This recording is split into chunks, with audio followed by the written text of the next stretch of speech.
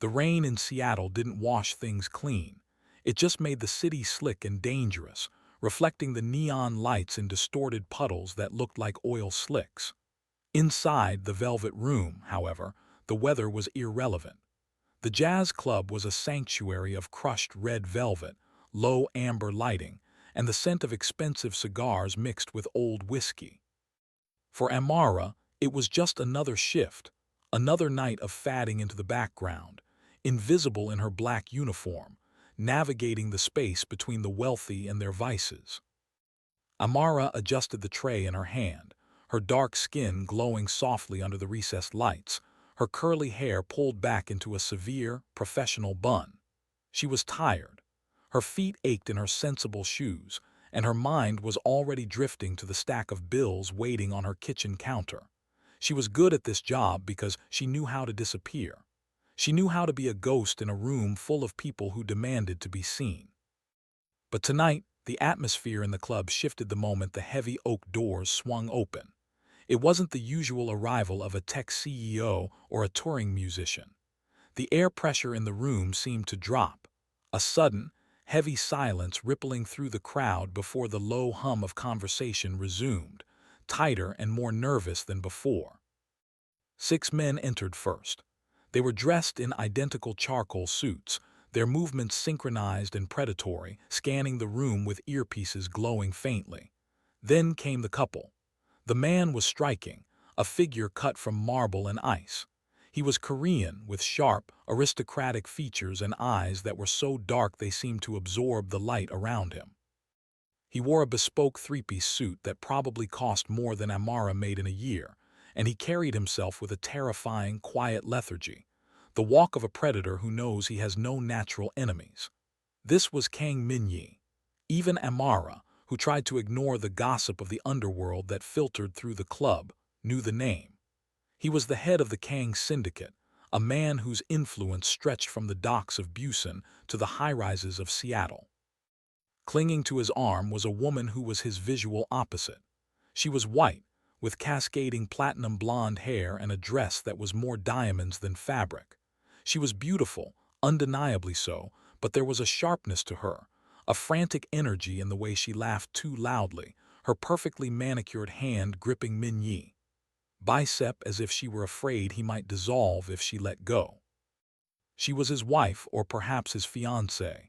The rumors varied, but her name was Tiffany, and she wore her status like a weapon. Table 4, the floor manager hissed at Amara, his face pale. The VIP booth. Do not mess this up, Amara. Min-jae is particular. Amara nodded, swallowing the lump in her throat. She took a deep breath, composing her features into a mask of polite servitude, and approached the circular booth in the back corner. The security detail had already positioned themselves at strategic points around the table, their backs to the couple, creating a wall of flesh and indifference. When Amara arrived at the table, Tiffany was already complaining. "It's too dark in here, Min-jae. I can barely see the menu, and that music, it's so depressing." Min-jae didn't look at her. He was leaning back, one arm draped over the velvet upholstery, his eyes scanning the room with a bored detachment. He looked lethal, even in repose. "It is jazz, Tiffany," he said, his voice a low, smooth baritone that barely rose above a whisper yet carried perfect clarity. "It is supposed to be melancholic." "Good evening," Amara said softly, placing the cocktail napkins down with precision. "May I start you off with something to drink?" Tiffany looked up, her blue eyes narrowing as she swept her gaze over Amara. It was a look Amara was used to, a mixture of dismissal and vague annoyance that a servant had interrupted her monologue. "Champagne," Tiffany snapped. "The 98 Krug, and bring the bottle. I don't want to keep waiting for refills." "And for you, sir?" Amara asked, turning her attention to the man in the shadows. For the first time, Min-jae moved his head. He turned slowly, lifting his chin to look at her. Amara felt her breath hitch. It wasn't a casual glance. His gaze hit her with the physical force of a shove. He didn't look at her uniform or the tray or the space over her shoulder. He looked directly into her eyes. His expression remained completely impassive, a mask of cold indifference, but his eyes were alive, intelligent, and piercing. He held the contact for a second too long, a silence stretching out that made the hair on Amara's arm stand up. "Scotch," he said finally, never breaking eye contact. "Neat, whatever is your oldest." "Yes, sir," Amara whispered, backing away. Her heart was hammering against her ribs like a trapped bird. She hurried to the bar, her hands trembling slightly as she placed the order. "He looked at you," the bartender, a cynical man named Jack, muttered as he pulled the expensive bottle down. "He looked at everyone, Jack. He's a mob boss, he has to watch his back," Amara dismissed, though she knew that wasn't true. He hadn't been looking for a threat, he had been looking at her. When she returned to the table, the tension had thickened. Tiffany was scrolling through her phone, looking bored, while Min-jae sat in absolute stillness. Amara moved to pour the champagne first. She was careful, practicing the movements she had perfected over years, but as she leaned in to fill Tiffany's flute, the blonde woman abruptly threw her hand out to emphasize a point she was making to Min-jae. "I just don't see why we have to stay in this city, it's so." Her hand struck Amara's wrist, the bottle slipped. It didn't shatter, but a splash of expensive vintage champagne sloshed out, soaking the white tablecloth and spattering onto the sleeve of Tiffany's white fur coat. The silence that followed was absolute. The music seemed to stop. The security guards turned their heads slightly, like dogs hearing a whistle. Tiffany shrieked, jumping up. "You idiot, look what you did, this is mink. Do you have any idea how much this costs?" "I am so sorry, ma'am," Amara said, her voice shaking but her posture rigid. She grabbed a towel from her apron, instinctively reaching out to dab the coat, but Tiffany slapped her hand away. "Don't touch me, you clumsy stupid." Tiffany turned to Min-jae, her face twisted in ugly rage. "Min-jae, did you see that? She ruined it. Have her fired. No, have her taught a lesson. She can't just ruin my things." Amara froze. She knew what men like Min-jae were capable of. She kept her eyes lowered, preparing for the worst, preparing to beg for her job or perhaps her safety. Min-jae stood up. He didn't rush. He unfolded his tall frame with an eerie grace. He looked at the stain on his wife's coat, then looked at Tiffany's red, screaming face. Finally, he turned his gaze to Amara. She was standing there, horrified, the towel clutched in her hands, her dark eyes wide with fear but holding a defiant spark deep within them. She wasn't cowering. She was waiting. Min-jae reached out. Tiffany smirked, expecting him to strike the waitress. Instead, Min-jae took the towel from Amara's hand. His fingers brushed hers. His skin was cool. Hers was burning hot. The contact sent a shockwave through her that had nothing to do with fear. "Sit down, Tiffany," Min-jae said. His voice wasn't loud, but it cracked through the air like a whip. "But, sit down." Tiffany's mouth clicked shut. The look in his eyes was terrifying. She sank back into the booth, pouting, shrinking into herself. Min-jae turned fully toward Amara. He was close, invading her personal space, smelling of sandalwood and danger. He looked down at her, studying her face as if he were memorizing a map. He ignored the spilled champagne. He ignored his wife. "What is your name?" he asked. "Amara," she breathed. "Amara," he tested the word, the syllables rolling off his tongue with a foreign, precise elegance. "It means eternal in one language, bitter in another." "It means grace in mine," she said, surprising herself with her own boldness. A flicker of something, amusement, respect, passed through Min-jae's dark eyes. The corner of his mouth twitched almost imperceptibly. "Grace," he repeated. "You have steady hands. Amara, my wife, is clumsy." Tiffany gasped from the booth, but Min-jae didn't look back. He reached into his jacket pocket and pulled out a money clip. He didn't count the bills. He peeled off a stack that was thick enough to choke a horse and pressed it into Amara's palm, closing her fingers over it with his own. "For the trouble," he said, "and for the coat, I will buy her another one. You will bring me my scotch now."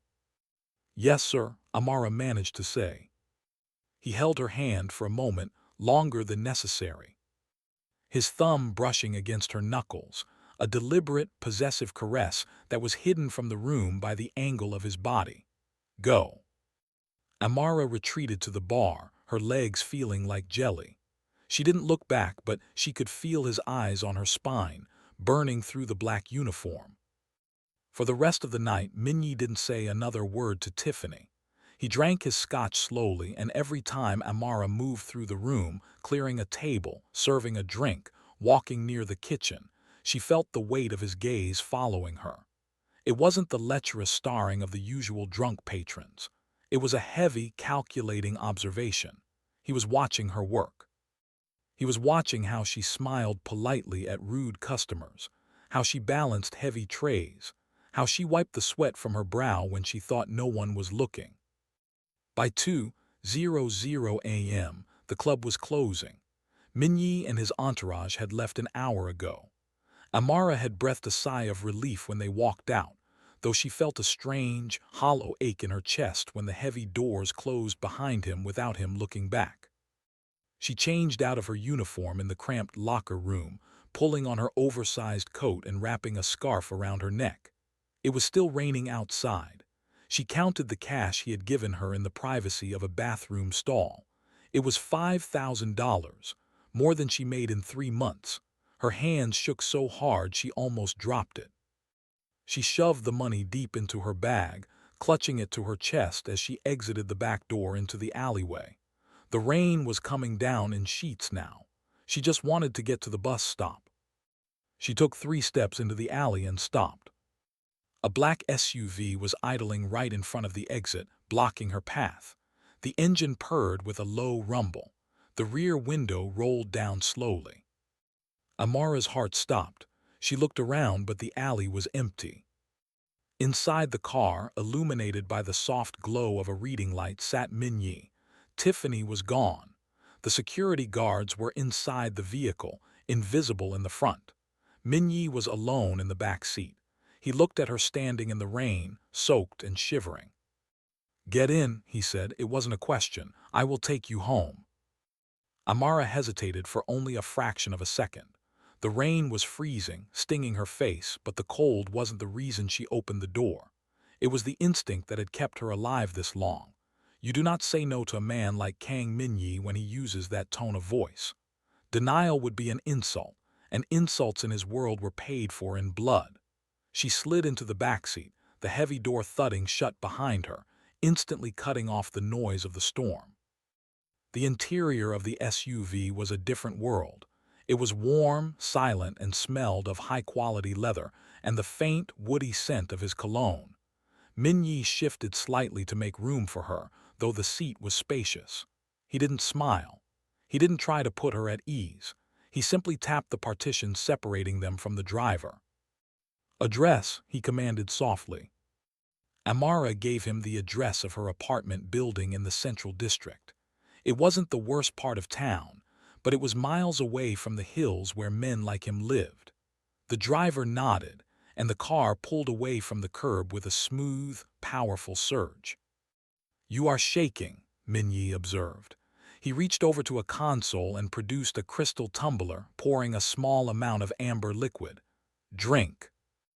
Amara took the glass, her fingers brushing his again. The whiskey burned on the way down, settling in her stomach like a hot stone. "Where is Mrs. Kang?" she asked, the question slipping out before she could stop it. She needed to know if she was currently sitting in a car with a married man who was planning to use her as a dirty little secret. Min-jae let out a short, dry breath, not quite a laugh. He looked out the window at the passing streetlights. "Tiffany is not Mrs. Kang. She is a necessary inconvenience. Her father controls the shipping unions in the port. She believes she is my fiancé. I allow her to believe it because it keeps the unions quiet." He turned to look at Amara, his expression hardening. "She is not relevant to you. Do not mention her name again." "Okay," Amara whispered. The bluntness of his dismissal sent a chill down her spine. "Why are you doing this? The ride, the money." "Because you did not flinch," he said, turning his body fully toward her. In the confines of the car, his presence was overwhelming. He felt like a coiled spring, dangerous energy contained within a perfectly tailored suit. When she screamed when the glass fell, the others in the room, they looked at me with fear, or they looked at her with pity. You stood there, you looked me in the eye, you have pride. He reached out, his hand hovering near her face before his knuckles grazed her cheekbone. I like pride. It is rare in people who serve. Amara pulled back slightly, her heart racing. I was terrified. Fear is a biological reaction, Min-jae said dismissively. Composure is a choice. You chose to be composed. The car slowed as they entered her neighborhood. The streetlights here were yellow and flickering. Graffiti covered the brickwork of the corner stores, and metal grates were pulled down tight. The contrast between the sleek, black armored SUV and the decaying urban landscape was stark. When the car stopped in front of her building, a 4-story brick walk-up with peeling paint, Amara reached for the handle immediately. Thank you for the ride, she said quickly, needing to escape the intensity of his gaze. Wait, Min-jae opened his door. I will walk you up. That's really not necessary, I did not ask if it was necessary. He stepped out into the rain, ignoring the water hitting his expensive suit. One of the security guards from the front seat was already out, holding a large black umbrella open. Min-jae waited for Amara to exit, then gestured for her to walk under the shelter of the umbrella with him. The guard moved silently with them, a shadow within a shadow. They walked to the front door of her building. The buzzer system was broken, wires hanging loose. Amara fumbled for her keys, her hands shaking again. This was wrong. Him standing here, amidst the smell of damp garbage and stale cigarettes, felt like a glitch in reality. Do you live alone? He asked, his eyes scanning the dark hallway as she pushed the door open. Yes, she said. Which floor? Third. He nodded and signaled the guard to stay at the entrance. Min-jae followed her up the narrow, creaky stairs. The stairwell smelled of boiled cabbage and mildew. Amara felt a flush of shame. She worked 2 jobs, she tried so hard, but this was all she could afford. She didn't want him to see this. She didn't want the Prince of Seattle's Underworld seeing the cracks in her ceiling. When they reached her landing, a figure detached itself from the shadows near her door. Amara gasped, stepping back, bumping into Min-jae's solid chest. It was Marcus, her neighbor from down the hall. He was a junkie, thin and jittery, with eyes that always looked too wide. He had been harassing her for weeks, asking for money, trying to push his way into her apartment. Hey, Amara, Marcus slurred, stepping into the dim light. He held a lit cigarette in shaking fingers. You're late. I was knocking. I need a 20. Just a 20, girl. I know you got tips tonight. Go away, Marcus, Amara said, her voice trembling. I told you I don't have anything for you. Marcus's eyes dropped to her bag, then shifted to the man standing behind her. He sneered. Who's this? Your pimp. You giving it up for this Asian boy now? Does he know you live in a dump? Marcus took a step forward, aggression spiking in his posture. I asked you for money, bitch. He reached for Amara's arm. The violence happened so fast Amara barely saw it. One moment Marcus was reaching for her. The next, there was a sickening crunch of bone meeting the wall. Min-jae hadn't even seemed to exert himself. He had stepped past Amara, grabbed Marcus by the throat with one hand, and slammed him against the brick wall, lifting him 3 inches off the ground. Marcus dropped the cigarette, choking, his hands clawing uselessly at Min-jae's wrist. Min-jae's face was terrifyingly calm. He looked bored. She said no, Min-jae said softly. He squeezed. Marcus's face turned purple. If you ever look at her again, if you ever speak her name, I will have your tongue cut out and mailed to your mother. Do you understand? Marcus nodded frantically, eyes bulging. Min-jae dropped him. Marcus crumbled to the floor, gasping for air, coughing violently. Get inside, Min-jae said to Amara, not looking back at the man on the floor. Amara unlocked her door with trembling fingers and shoved it open. Min-jae followed her inside and closed the door, locking the deadbolt and the chain. The sudden silence of her apartment, was deafening after the violence in the hall. She turned to face him. Her apartment was tiny, a studio with a kitchenette, a futon, and a window that looked out onto an alley. Min-jae seemed to fill the entire space. He looked out of place, like a panther in a shoe box. You hurt him," she stammered. "He intended to hurt you," Min-jae said. He adjusted his cuffs, checking for any dust. "Men like that are predators. They only respect greater force." He looked around her apartment, taking in the frayed rug, the stack of books on the floor, the single wilted plant on the windowsill. His expression softened just a fraction. "You should not be living here. It is not safe." "It's what I can afford," Amara said defensively, hugging her arms around herself. "I don't have a criminal empire to pay my rent." Min-jae stepped closer. The adrenaline was fading, replaced by a thick, heavy tension. He was dangerous. She had just seen how dangerous he was, but as he stepped into her personal space, she didn't retreat. "You have $5,000 in your bag," he reminded her. "That is a start." "That was charity," she spat back, her pride flaring up despite her fear. "I didn't ask for it." "No, it was a down payment." Amara froze. "For what?" Min-jae reached out and took her chin in his hand, tilting her face up. His thumb traced the line of her jaw, his touch possessive and electric. "I am tired of women who want my money. I am tired of women who want my power. And I am tired of women who are afraid of me." "I am afraid of you," Amara whispered. "No," he murmured, leaning down so his lips were inches from hers. "You are wary, that is different. You are smart, but you are not cowering." His eyes searched hers, dark and bottomless. "I want you, Amara. I decided it the moment you looked at me in the club. I decided it when you stood your ground." "You can't just decide," she said weakly. "I can, I have." He brushed his lips against her ear. "You are done at the Velvet Room.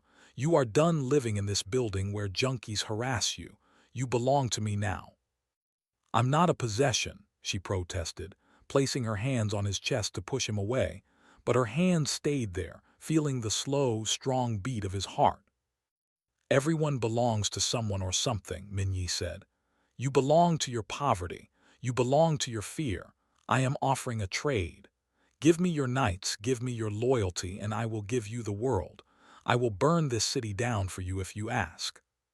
He pulled back to look at her again. "But this is a dangerous life, Amara. Once you step into it, there is no going back to serving drinks. My enemies will become your enemies. My sins will be yours." Amara looked at him.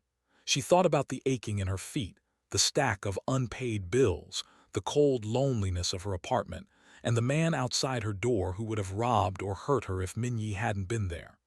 Then she looked at Min-jae, beautiful, lethal, and offering her a hand out of the darkness, even if it meant stepping into a different kind of shadow.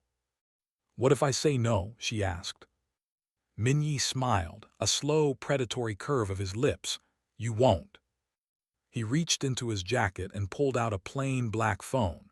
He placed it on her small kitchen table. "I have business to finish tonight. Unpleasant business. I will not bring it to your doorstep." He moved to the door. "Pack your things, only what matters. I will send a car for you at 9:00 a.m. Do not be late." He opened the door, and Amara. She looked up, breathless. "Lock the door behind me." He stepped out and she heard him speaking Korean to the guard in the hallway. Then heavy footsteps retreated down the stairs. Amara rushed to the door, locking it, sliding the chain. She pressed her back against the wood, sliding down until she hit the floor. Her heart was hammering against her ribs like a trapped bird. She looked at the black phone on the table. It sat there like a monolith, a silent promise that her life as she knew it was over. She didn't know it yet, but across town, Tiffany was screaming into a phone, and men with guns were loading magazines. Because Min-jae's public display of affection toward the help hadn't gone unnoticed. The war was coming, and Amara had just been placed in the center of the battlefield. The morning sun struggled to pierce the gray blanket of clouds hanging over Seattle, casting a flat, pale light into Amara's apartment. It was 8:15 a.m. Her suitcase, a battered hardshell Samsonite she'd bought at a thrift store years ago, sat by the door. It contained her entire life, 3 changes of clothes, a photo of her mother, her birth certificate, and the cash Min-jae had given her, wrapped tightly in a pair of socks. She sat at the small kitchen table, staring at the black phone Min-jae had left. It hadn't rung. It hadn't vibrated. It just sat there, a silent obsidian brick connecting her to a world she didn't understand. Every instinct she had screamed at her to run, to take the money and catch a bus to Portland or maybe even further, to disappear where no Korean mob boss could find her. But then she remembered the way he had looked at her in the car, like she was the only real thing he had seen in years. And she remembered Marcus, crumpled against the wall. Min-jae offered protection, and for the first time in her life, Amara was tired of being strong all by herself. She checked her watch, 45 minutes until the car arrived. A heavy thud from the hallway made her jump. It wasn't a knock, it was the sound of a boot hitting wood. Amara froze. It was too early for the driver, and Min-jae's people didn't kick doors, they glided in like smoke.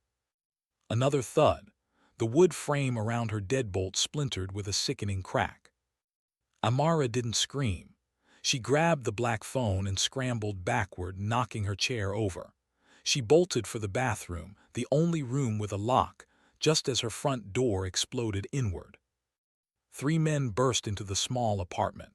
They weren't wearing suits. They wore leather jackets and jeans, and they smelled of stale tobacco and violence. They were local muscle, hired thugs, not the disciplined soldiers Min-jae commanded. "Check the bedroom," one of them growled. He was holding a crowbar. "Tiffany said she wants the face messed up. Make it so she can't work pretty no more." Amara slammed the bathroom door and locked it, her breath coming in short, terrified gasps. She backed into the shower stall, her trembling fingers fumbling with the black phone. There were no contacts saved, just a single speed dial number programmed into the key one. She pressed it. 1 ring. "Amara," Min-jae's voice was instant, sharp, and alert. There was background noise on his end, shouting, the sound of breaking glass. "They're here," Amara whispered, tears hot in her eyes. 3 men. They broke down the door, they said. They said Tiffany sent them. The silence on the other end was terrifying. The temperature of the call seemed to drop to absolute zero. "Where are you?" "Bathroom locked inside." "Listen to me," Min-jae said, his voice deadly calm. "Do not open the door. My team is 2 minutes away. They were stationed on the block, but they were intercepted. They are moving to you now." Crash. The bathroom door shook as a body slammed against it. Amara stifled a sob, pressing the phone to her ear as if it could physically shield her. "They're breaking in," she cried.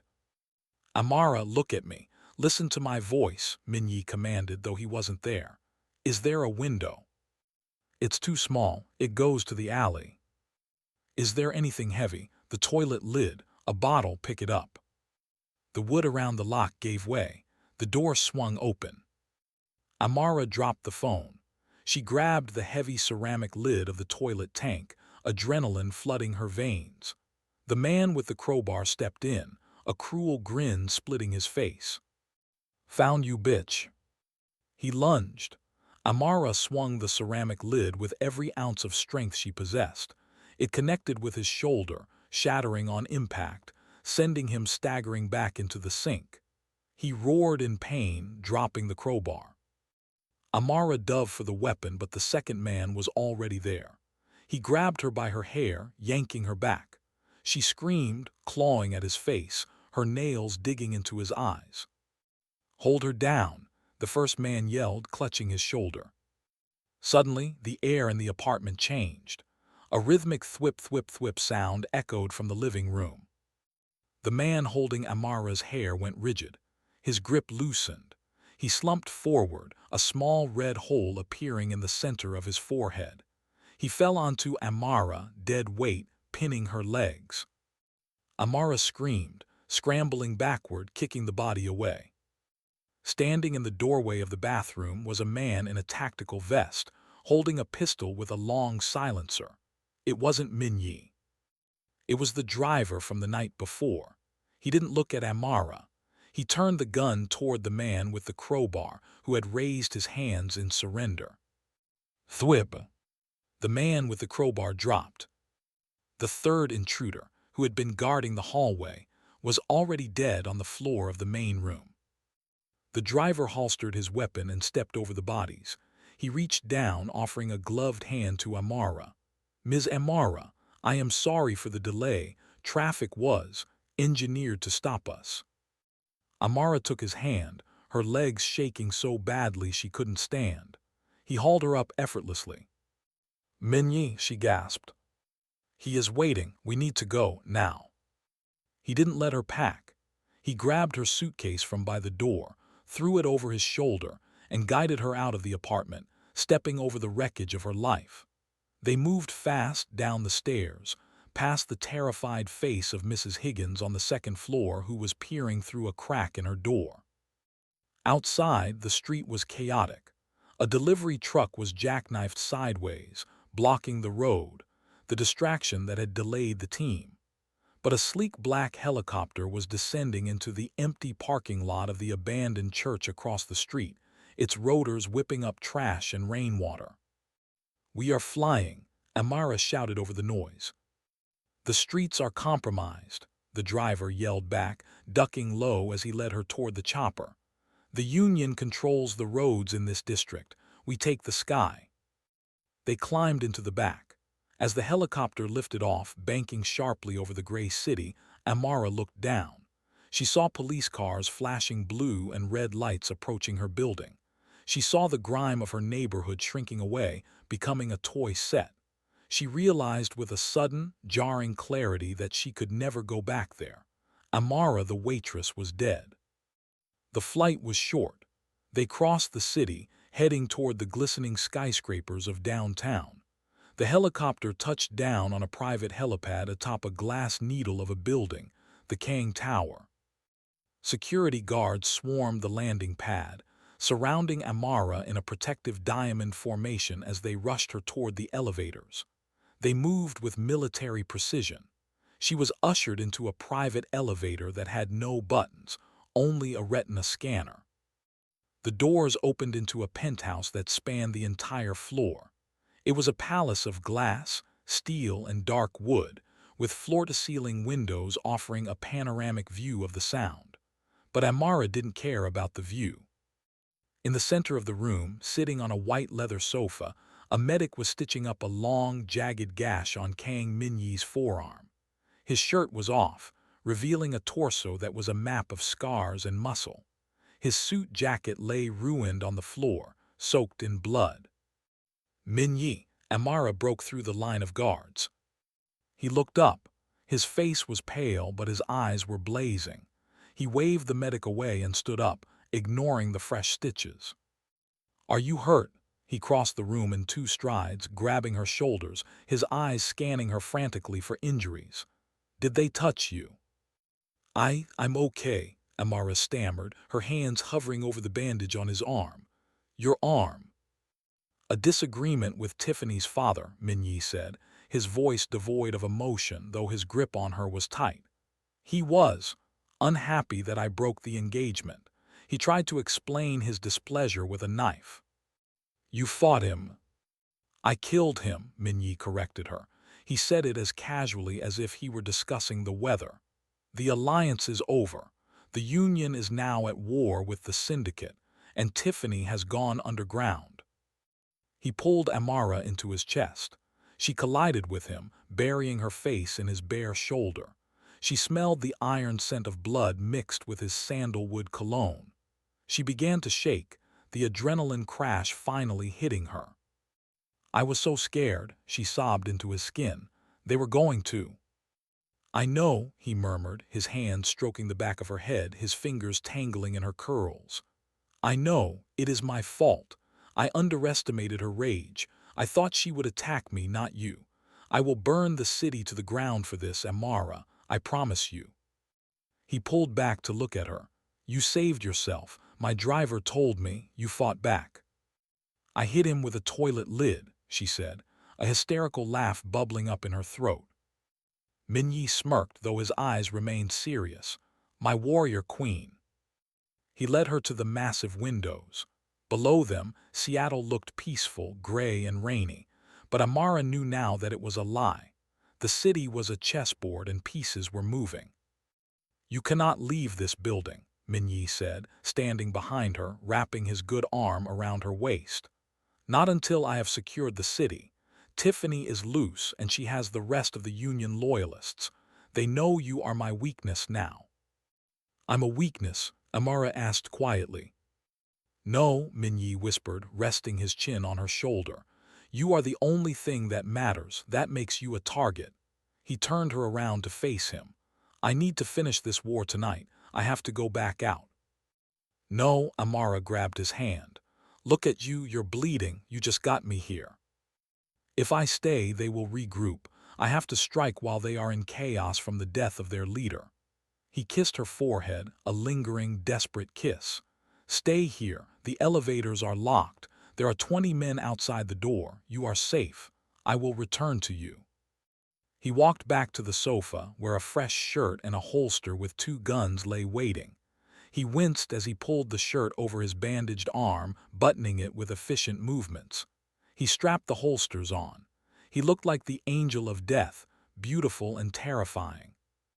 "Min-jae," Amara called out as he reached the elevator. He turned. "Come back," she said, "please."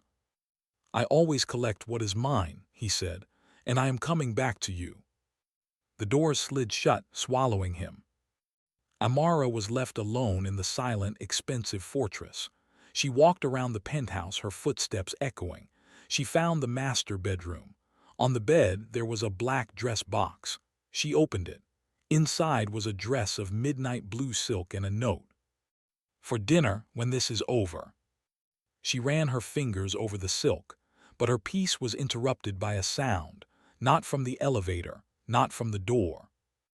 It came from the service vent high on the wall in the corner of the room. A soft clank, then a hiss. White smoke began to pour out of the vent. Amara backed away, covering her mouth.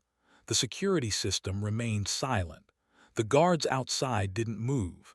It was odorless, but her vision began to blur almost instantly. She scrambled for the phone Min-jae had given her, but her fingers felt like rubber. She fell to her knees, the room spinning violently. As darkness encroached on the edges of her vision, the service elevator in the kitchen, the one used for catering staff, the one Min-jae hadn't mentioned, dinged softly. The doors opened. Through the haze, Amara saw a pair of white high heels stepping onto the marble floor. "Did you really think," a shrill, familiar voice echoed as if from underwater, "that you could steal my life and get away with it?" Tiffany stood over her, wearing a white fur coat stained with mud, holding a gas mask in one hand and a gold-plated pistol in the other. Amara tried to crawl, but her limbs wouldn't obey.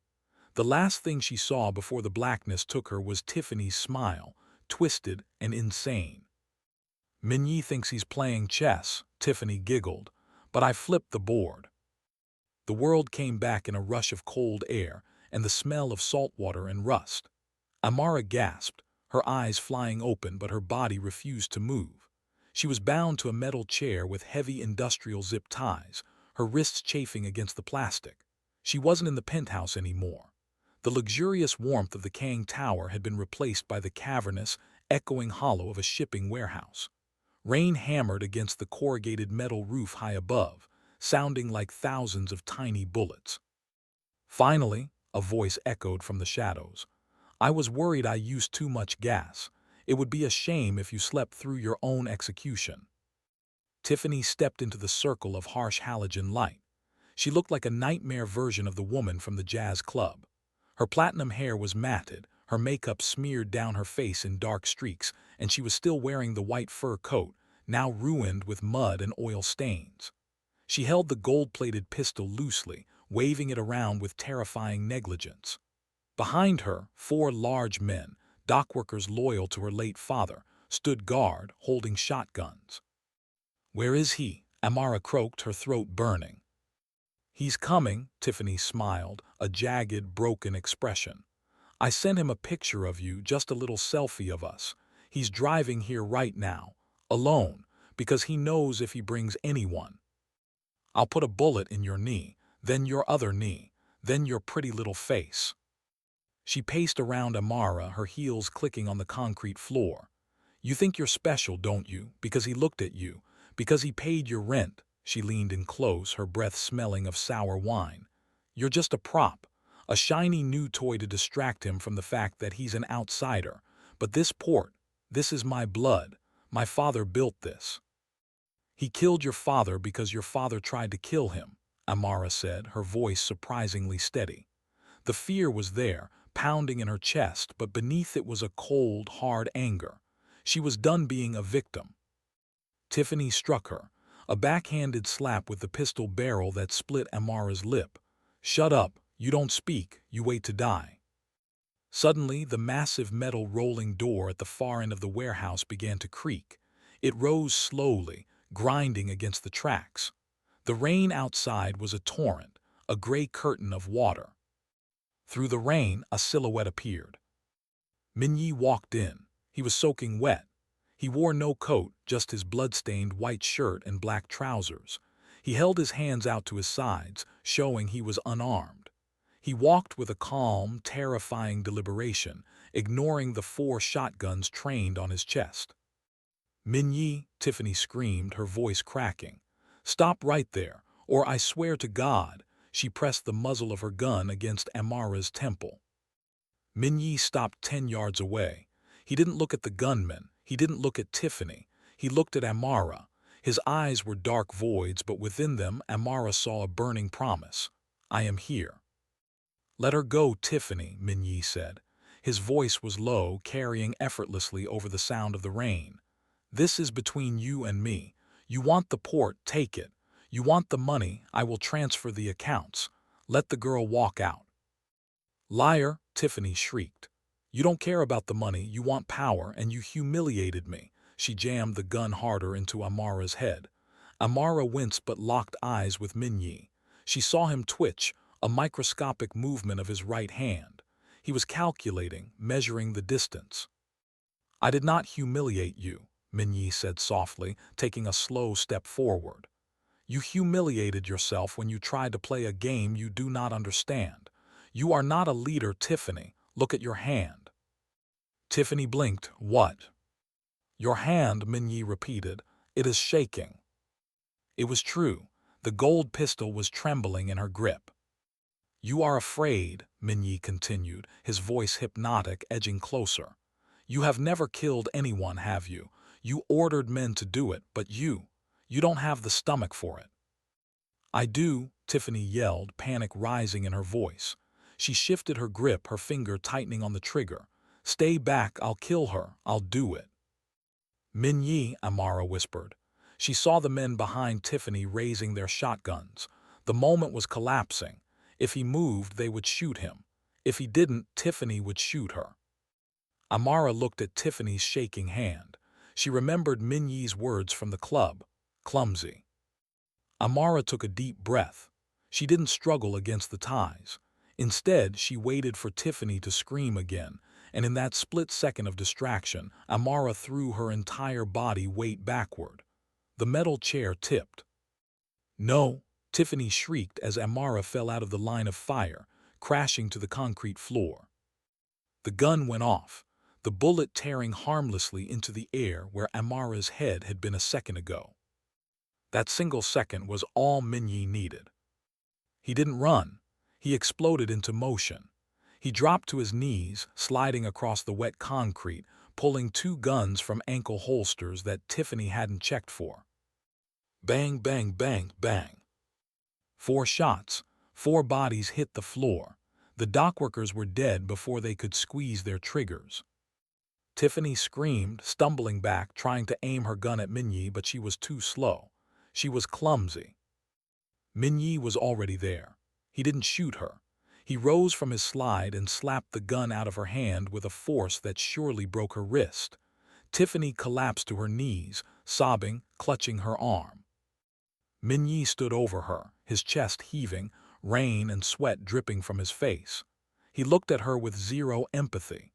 He looked at her like she was a stain on a tablecloth.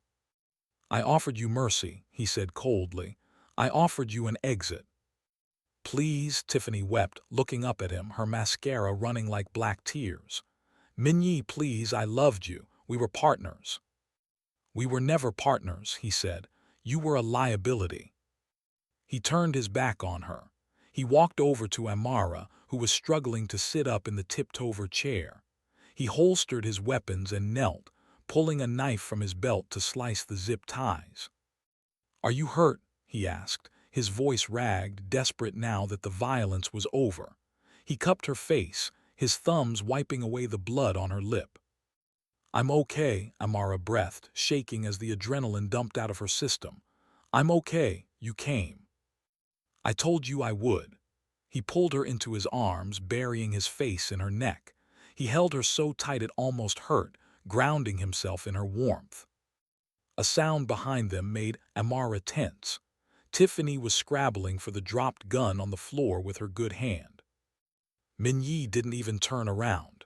He pointed one arm backward, pistol in hand, without looking. Bang! The scrabbling stopped. Silence returned to the warehouse, save for the drumming of the rain. Min-jae stood up, pulling Amara with him. He didn't look at the body. He took off his ruined shirt, leaving himself bare-chested in the cold, and wrapped it around Amara's shoulders, though it offered little warmth. "It is done," he said. "The Union is gone, the city is ours." "I don't want the city," Amara whispered, leaning against him, her legs feeling like jelly. "I just want to go home, but I don't have a home anymore." Min-jae looked down at her. The harshness in his face melted away. He picked her up, lifting her effortlessly into his arms, carrying her bridal style. "Then we will build a new one," he said, "somewhere where it never rains." 6 months later. The sun over the Amalfi coast was blindingly bright, turning the Mediterranean Sea into a sheet of hammered turquoise. The terrace of the villa smelled of lemons and sea salt. Amara sat at the patio table, sipping an espresso. She wore a white linen dress that flowed in the breeze, and her hair was loose and natural, catching the sunlight. She looked different, rested, confident, her skin glowing with health. The shadows of the Seattle rain were a distant memory. She watched the man walking up the stone steps from the private dock. Min-jae wore a light gray suit, no tie, the top buttons of his shirt undone. He looked relaxed, though the lethal grace was still there in the way he moved. He carried a tablet in one hand. He reached the table and kissed her, a lingering, soft kiss that tasted of devotion. "The merger is complete," he said, sitting down and taking her hand. "The European shipping lanes are secure. No one will touch us here." "In Seattle?" Amara asked. "Running itself. My lieutenants are capable. I have no interest in going back." He traced the line of her knuckles. "Do you miss it?" Amara looked out at the ocean. She thought about the dark jazz club, the smell of stale beer, the fear of not making rent, the lonely nights in her cramped apartment. Then she looked at the man in front of her, the man who had literally walked through fire and bullets to claim her, the man who treated her not as a possession, but as his equal, his queen. "No," she smiled, squeezing his hand. "I don't miss a thing." Min-jae smiled back, a rare, true smile that reached his dark eyes. "Good, because I have a surprise for you."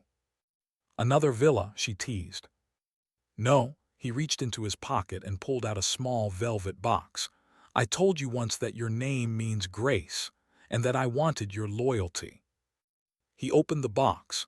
Inside was a ring, not a diamond but a rare, deep black sapphire surrounded by smaller diamonds. It was dark, beautiful, and unique.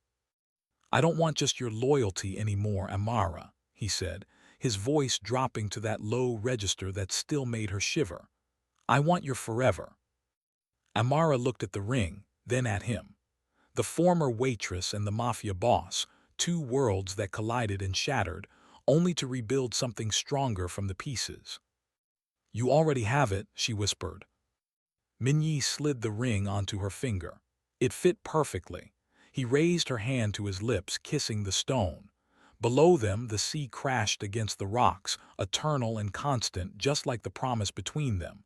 The thriller was over. The love story had just begun.